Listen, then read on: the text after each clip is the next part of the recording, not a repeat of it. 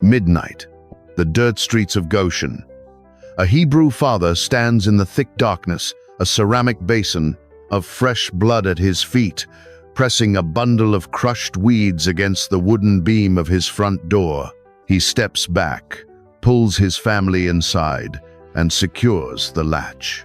They are waiting for the God of their ancestors to move through the country.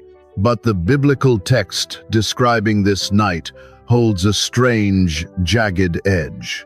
Exodus 12, verse 23 in the King James reads, "For the Lord will pass through to smite the Egyptians, and when he seeth the blood upon the lintel, and on the two side posts, the Lord will pass over the door, and will not suffer the destroyer to come in unto your houses to smite you." Stop right there. Read that again. The Lord passes through to strike the Egyptians. But when he sees the blood, he passes over the door and does not suffer the destroyer to come in. Two distinct actions, two distinct forces in the dark. The Lord is passing over the house, but he is simultaneously actively blocking something else from stepping across that threshold. Who, or exactly what entity, is breathing heavily on the other side of the wood? Picture it. You have likely been taught this story as a quiet, solitary judgment. A lonely angel moves through the streets, sees the red mark, and peacefully skips the house. But the canonical grammar of Exodus 12 does not describe a peaceful skipping. It describes a barricade. It places the creator of the universe at the threshold of a slave's hut, physically standing guard against an attacker. We assume the blood was for God. We assume the Lord needed the red stain to know who lived in the house. A reversal of assumptions.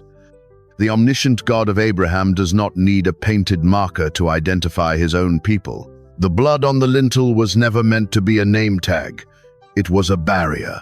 There is an ancient Jewish writing, the Book of Jubilees, called by the early church the Little Genesis, kept whole for centuries inside the Ethiopian Bible. I hold this as their telling, not as proven fact.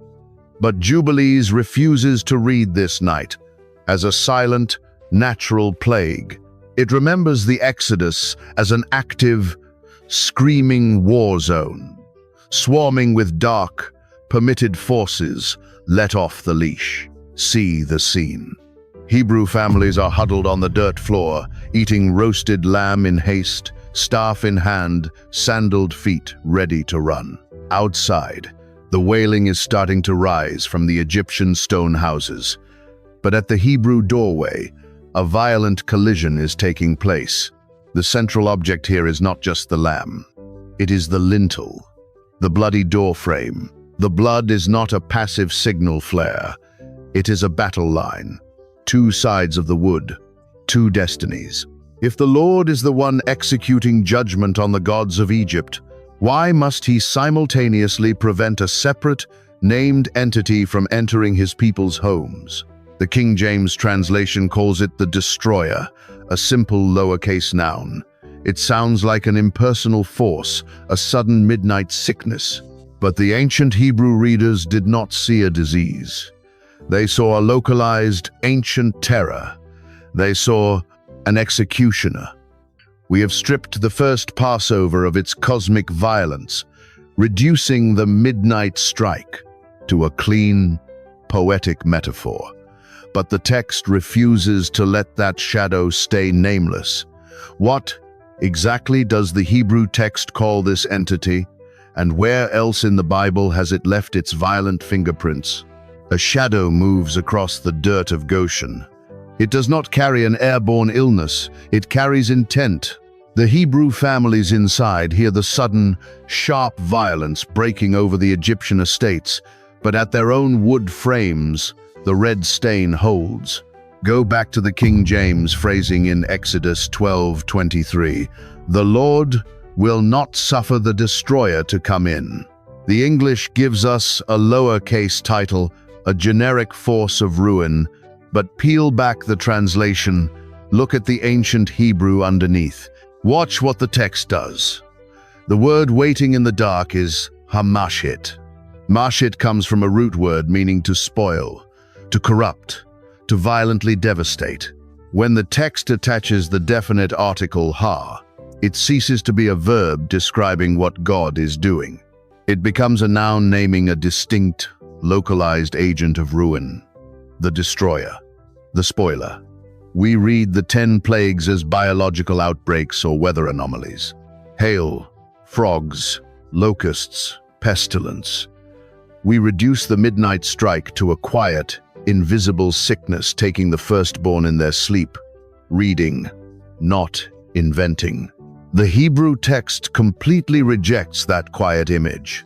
To understand what was physically roaming the streets of Egypt that night, you have to look at where this exact entity surfaces again, centuries later. Fast forward to the reign of King David in 1 Chronicles chapter 21. A plague has been unleashed on the nation. But the biblical text does not describe a virus. Verse 15 reads, "And God sent an angel unto Jerusalem to destroy it. And as he was destroying, the Lord beheld, and he repented him of the evil, and said to the angel that destroyed, It is enough. Stay now thine hand." Stop right there. The angel that destroyed. In Hebrew, hamalach hamashit. The messenger, the destroyer. Same root, same shadow. When David looks up in the canonical text, he does not see a weather pattern. He sees a physical, terrifying entity.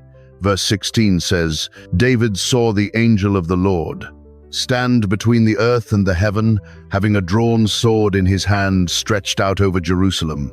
An intelligent force, an ancient weapon, an entity that actively slaughters until the Creator issues a hard, verbal command to drop the blade." Picture it. Bring that towering, sword-wielding entity back to the narrow dirt alleys of Egypt. The same destroyer, the same drawn sword, the same terrifying momentum. This is what was let loose on the estates of Pharaoh. Now look back at the lintel. When the Israelite father struck his doorframe with blood, he was not painting a polite signal for a gentle God. He was fortifying a bunker against Hamashit. The Lord did not merely look at the blood and walk away. The text says he refused to let the destroyer cross the wood. He physically blocked the blade. The canonical Hebrew unmasks a sword-wielding executioner at the door, but it leaves his identity buried in the dark. Yet the ancient Jewish scholars who carefully translated these scrolls for the synagogues refused to let this midnight shadow remain anonymous. What specific, terrifying title did the first-century readers assign to the force waiting outside the wood?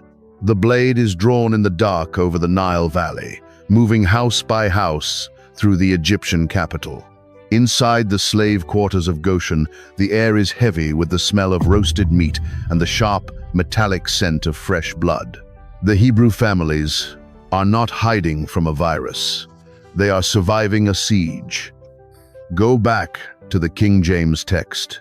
In Exodus 12:12, the Lord declares the scope of the night, "For I will pass through the land of Egypt this night, and will smite all the firstborn in the land of Egypt, both man and beast. And against all the gods of Egypt I will execute judgment. I am the Lord." Stop right there. The Lord is moving through the delta to execute a massive cosmic judgment against the Egyptian pantheon. But down in the dirt alleys, at the wooden doorways of the slaves, a hyper-local, physical combat is unfolding. Watch what the text does.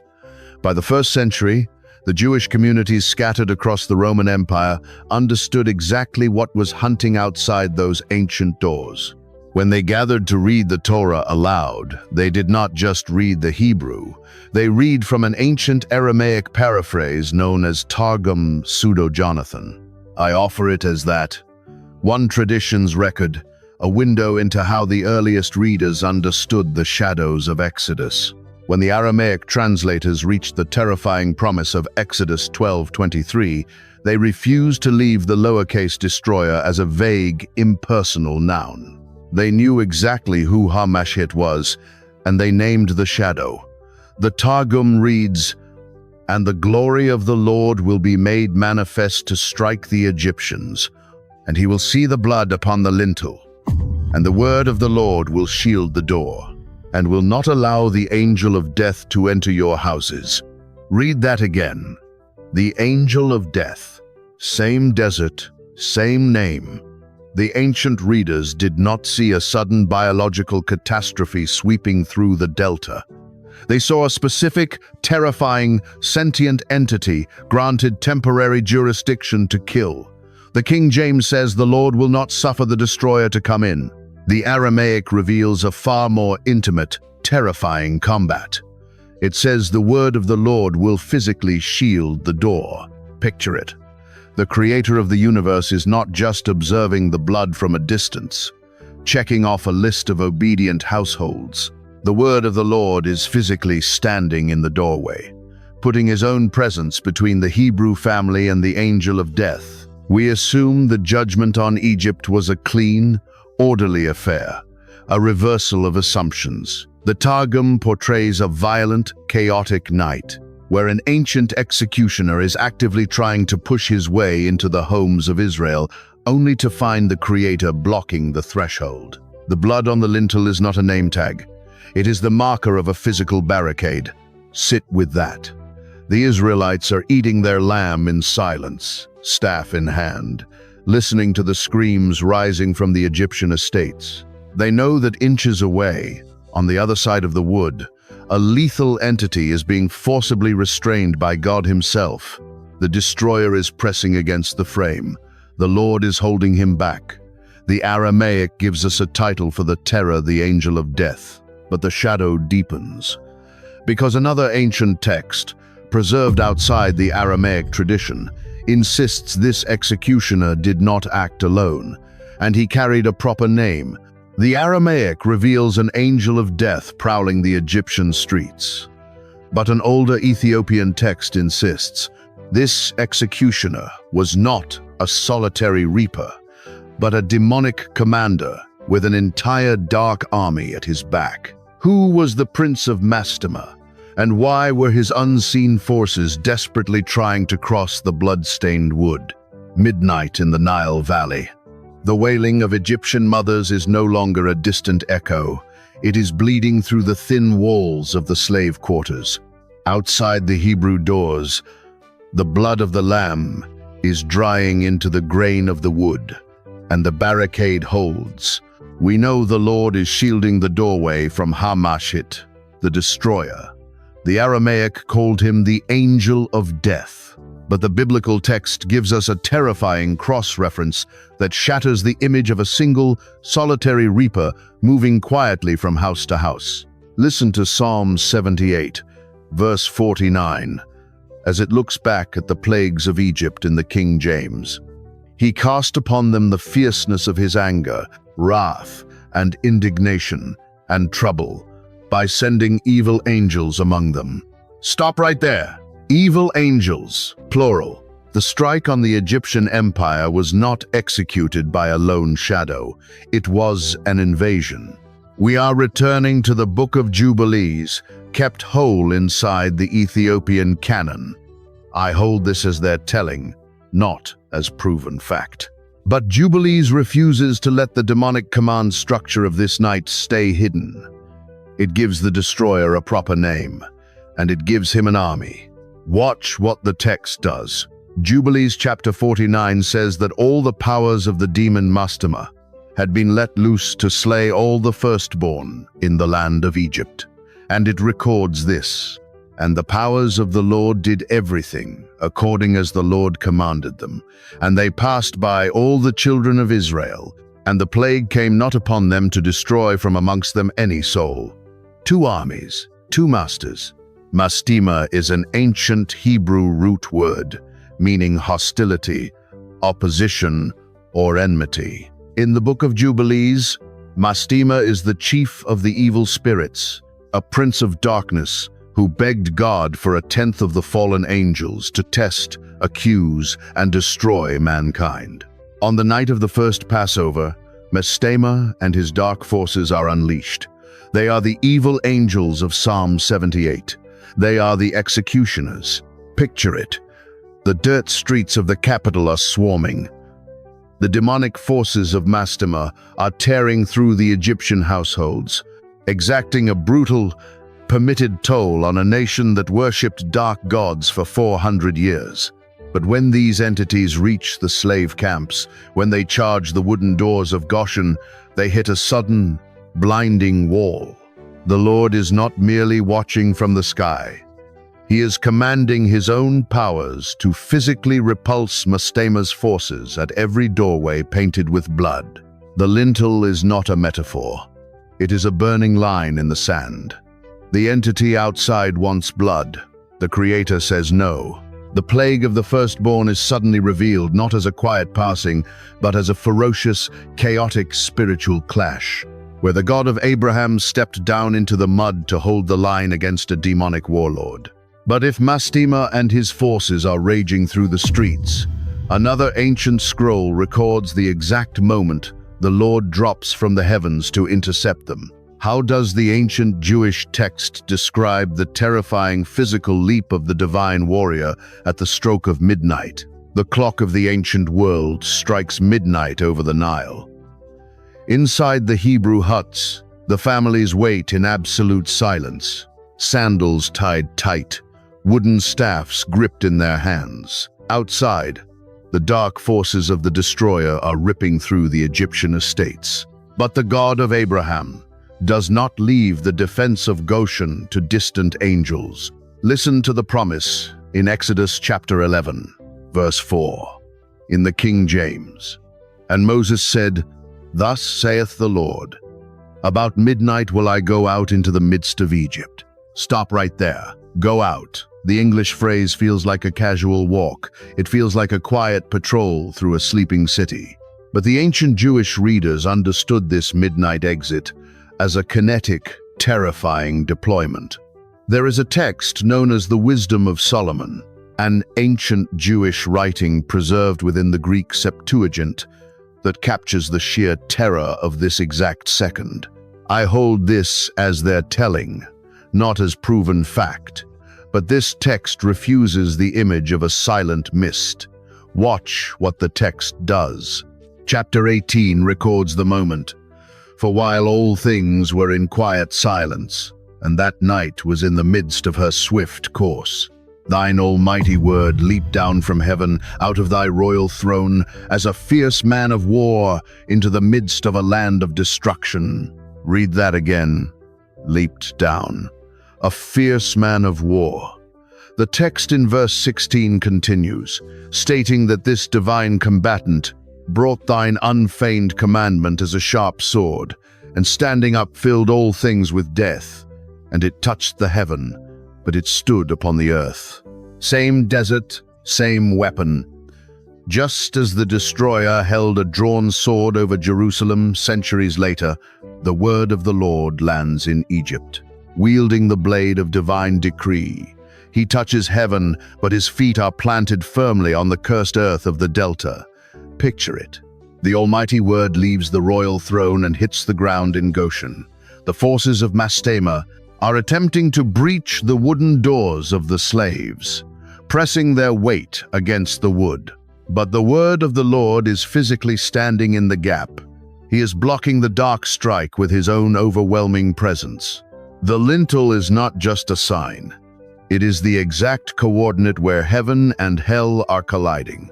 We have sanitized the Exodus. We imagine the Hebrews resting peacefully while a gentle shadow skips their homes. A reversal of assumptions. They are awake in the dark. They are listening to the terrible, crushing noise of an unseen warlord hitting a divine barricade. They are surviving the night because the blood on their doorframe holds the line.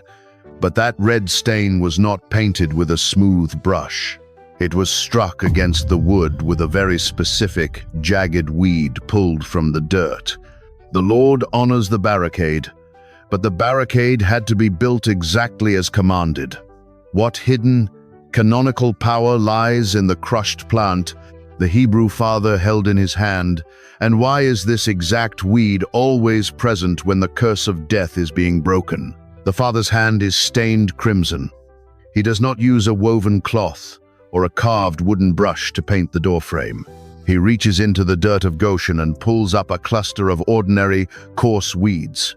He crushes the stalks together, dips the hairy leaves into the ceramic basin, and violently strikes the wood.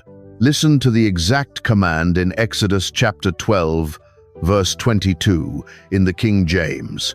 "And ye shall take a bunch of hyssop, and dip it in the blood that is in the basin, and strike the lintel and the two side posts with the blood that is in the basin. And none of you shall go out at the door of his house until the morning." Stop right there. And none of you shall go out at the door.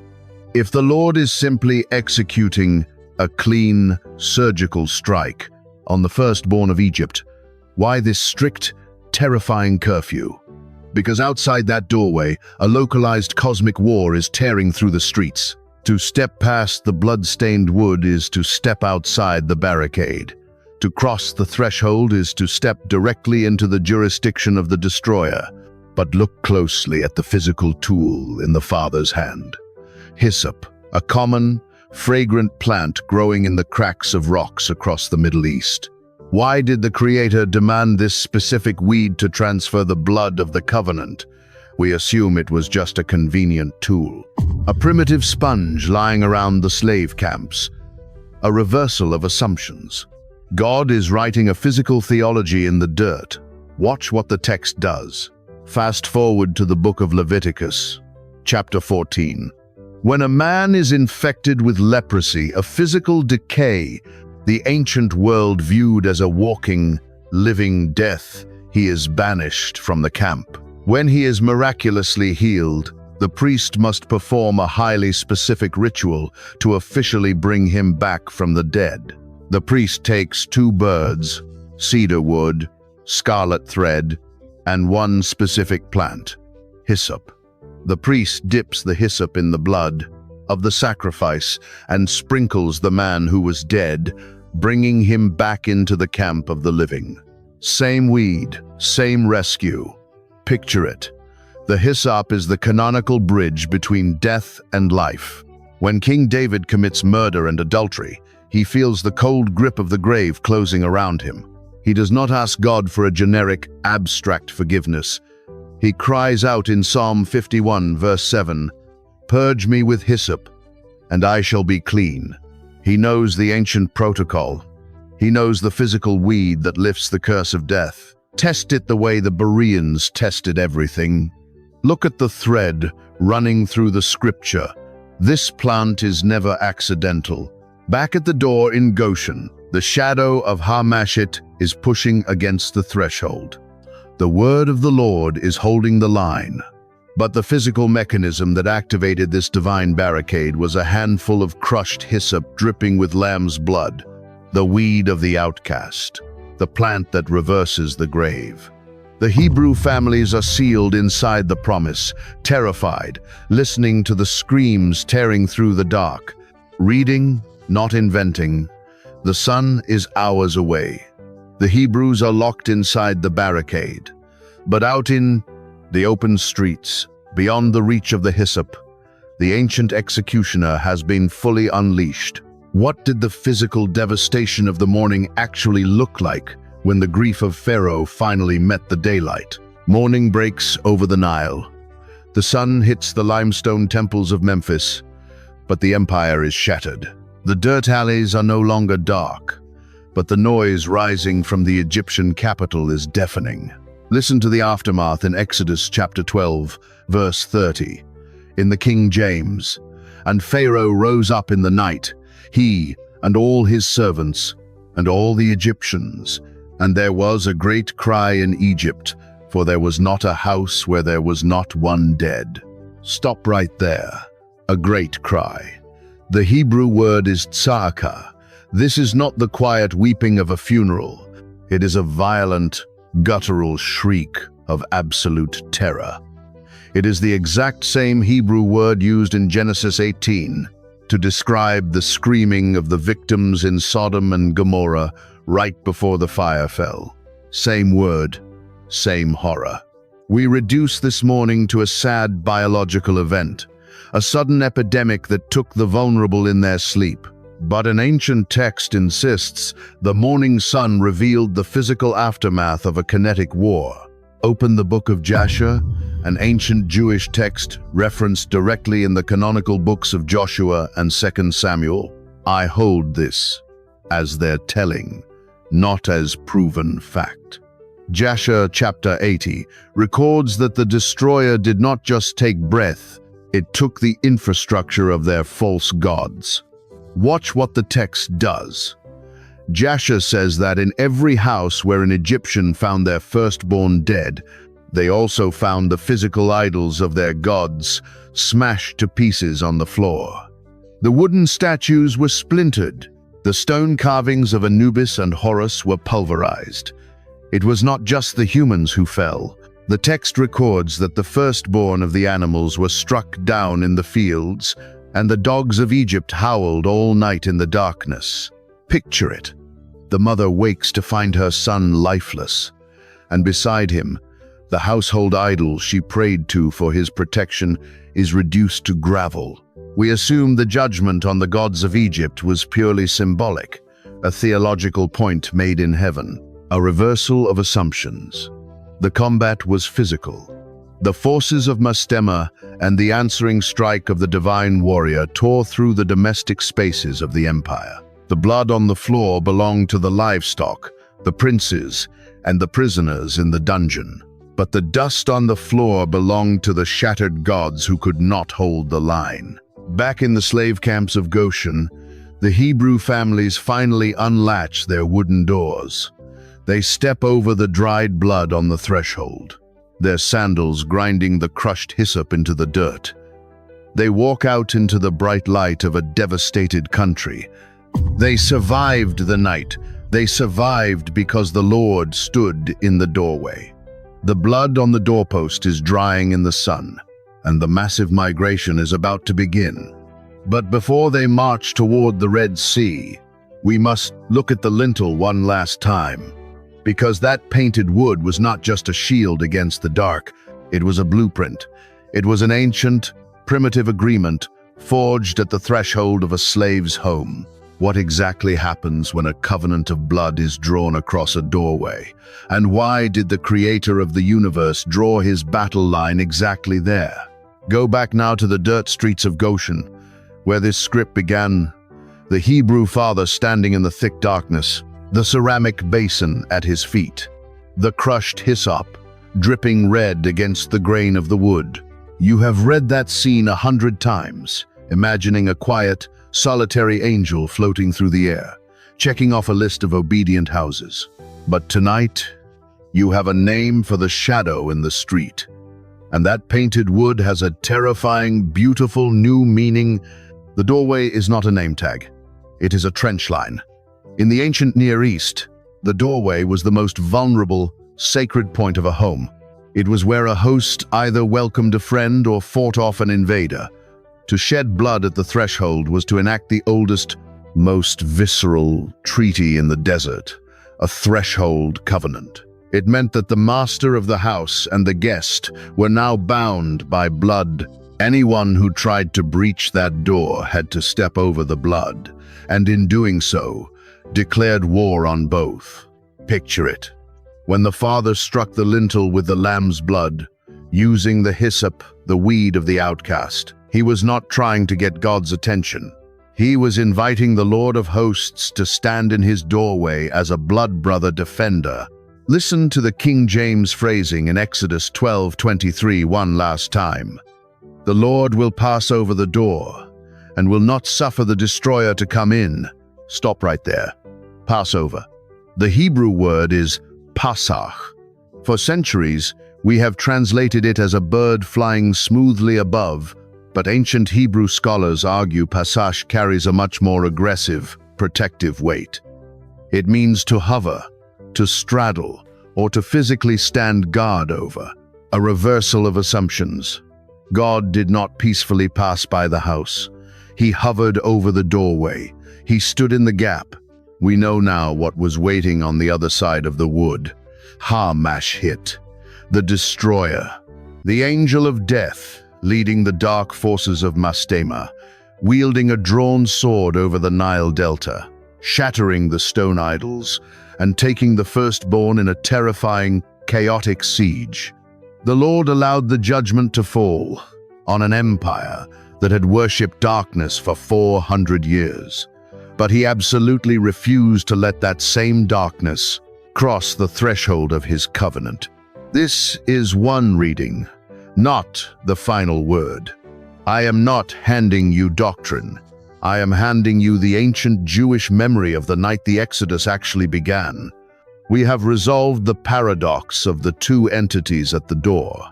We see the Lord who protects and the destroyer who kills.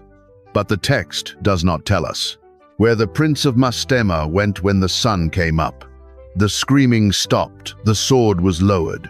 The dark forces were pulled back into the unseen realm, but they were not unmade. The desert is still holding the rest. If you stayed with me in the dark, comment the word "watched" below. Subscribe because we are uncovering the hidden architecture of the biblical text every week.